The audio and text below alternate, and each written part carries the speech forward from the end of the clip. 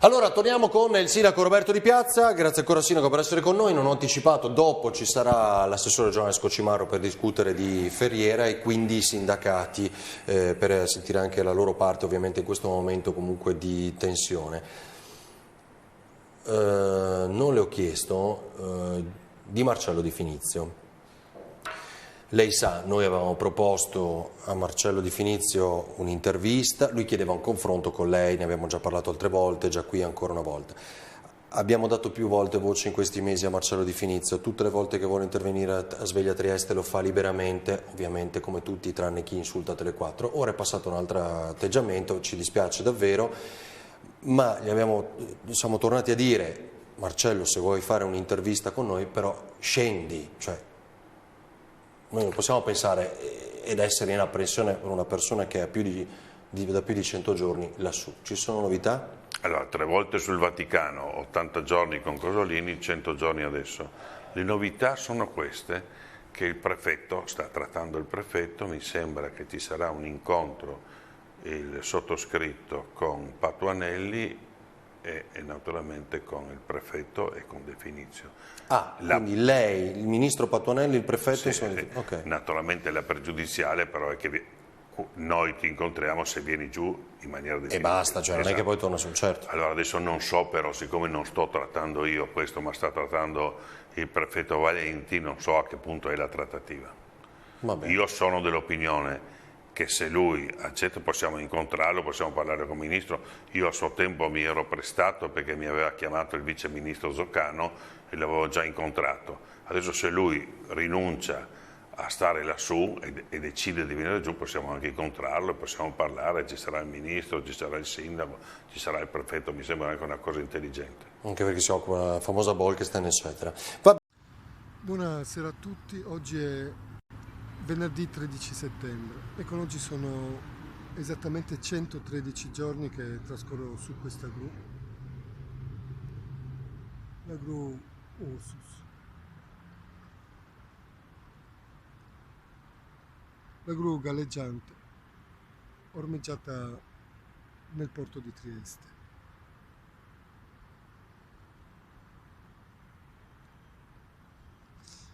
Ecco, allora questo video è un video di replica alla trasmissione che è andata ieri in onda, la trasmissione di Ferdinando Avarino su Tele4 e Ring.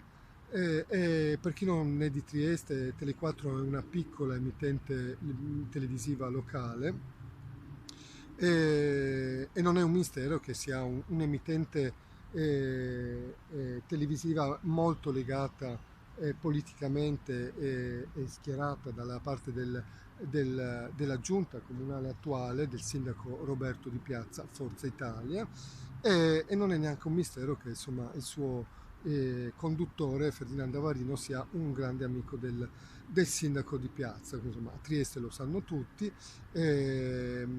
E va da sé che ovviamente non diranno e non faranno mai nulla che vada in qualche modo contro, che metta in qualche modo in cattiva luce il sindaco di Trieste.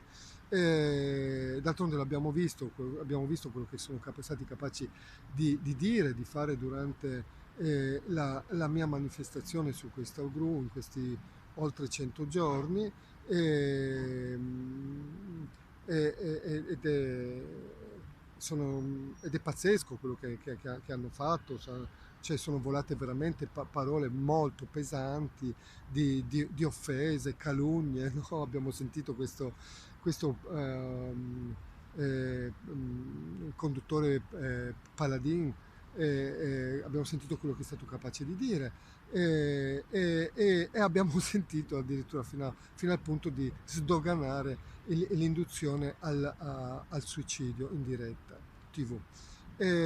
Insomma, questo è perché sono preoccupati per la mia salute, figuriamoci, perché ieri durante la trasmissione il conduttore Avarino ha detto esplicitamente che loro sono in apprensione per me, visto che sono da oltre 100 giorni sulla gru Ursus, e meno male che sono in apprensione. No, non oso pensare se non erano in apprensione cosa sarebbero stati capaci di dire.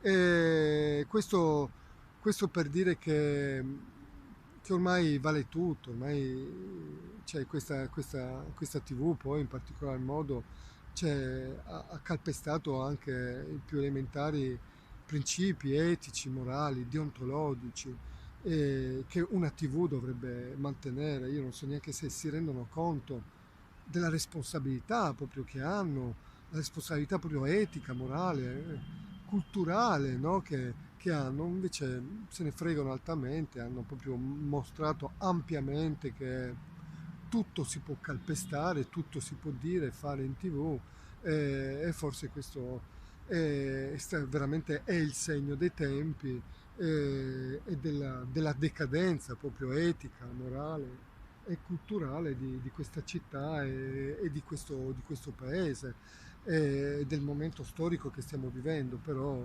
stiamo attenti perché questa roba, cioè, ci sta colpendo tutti quanti, no?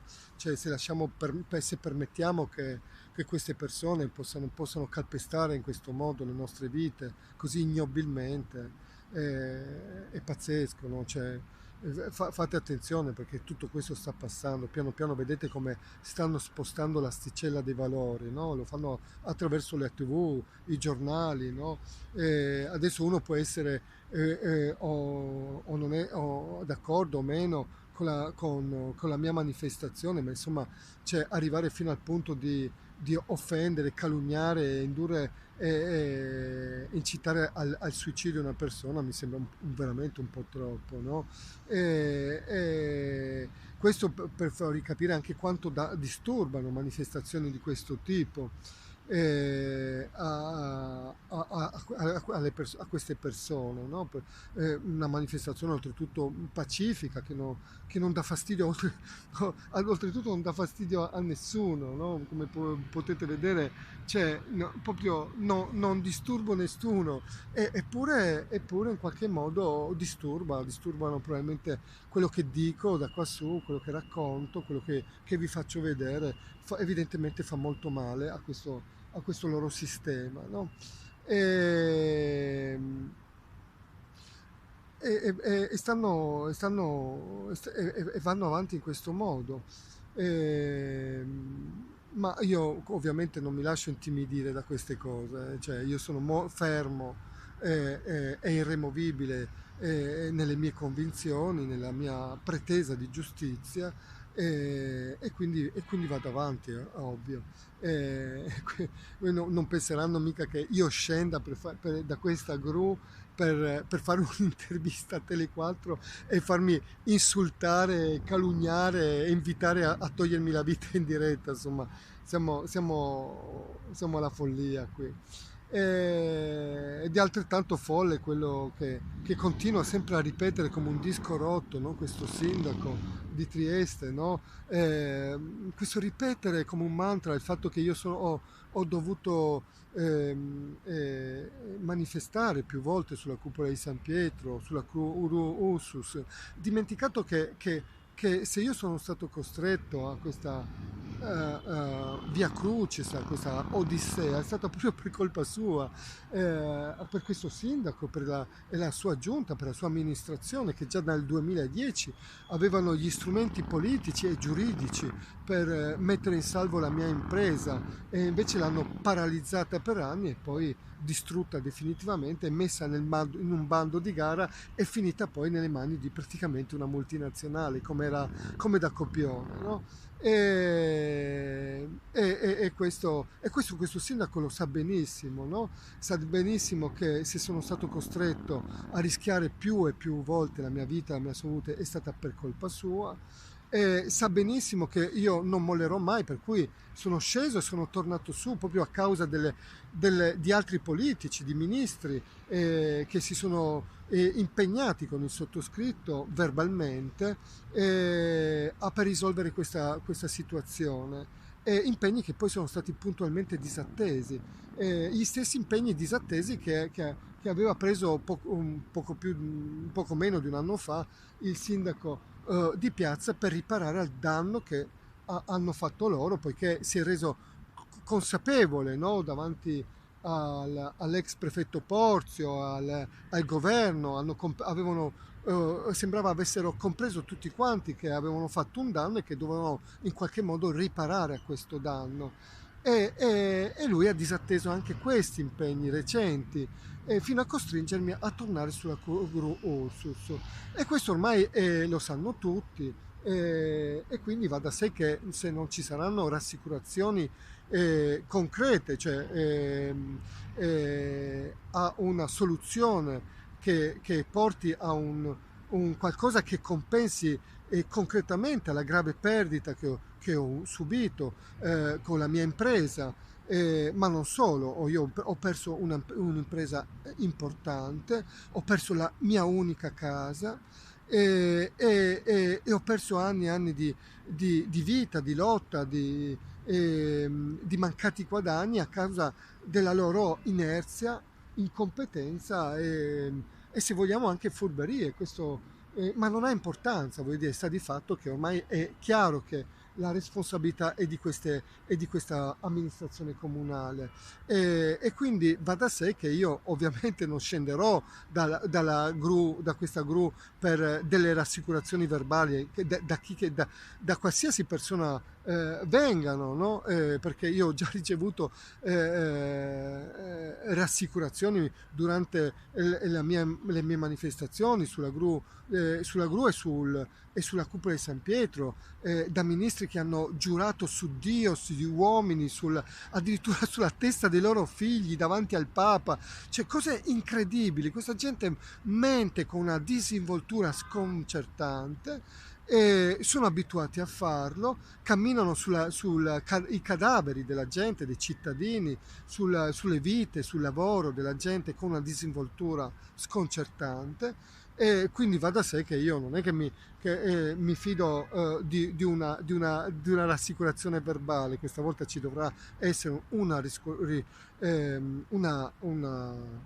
rassicurazione scritta, concreta e definitiva per chiudere questa vicenda, altrimenti io va da sé che insomma penso che abbiano capito che rimarrò su questa gru fino a che non mi ammazzeranno e poi alla fine qualcuno dovrà prendersi delle responsabilità, c'è poco da fare. Questa roba ormai è uscita completamente alla luce del sole, lo schifo che sono riusciti a fare è sotto gli occhi di un'intera città e di un intero paese.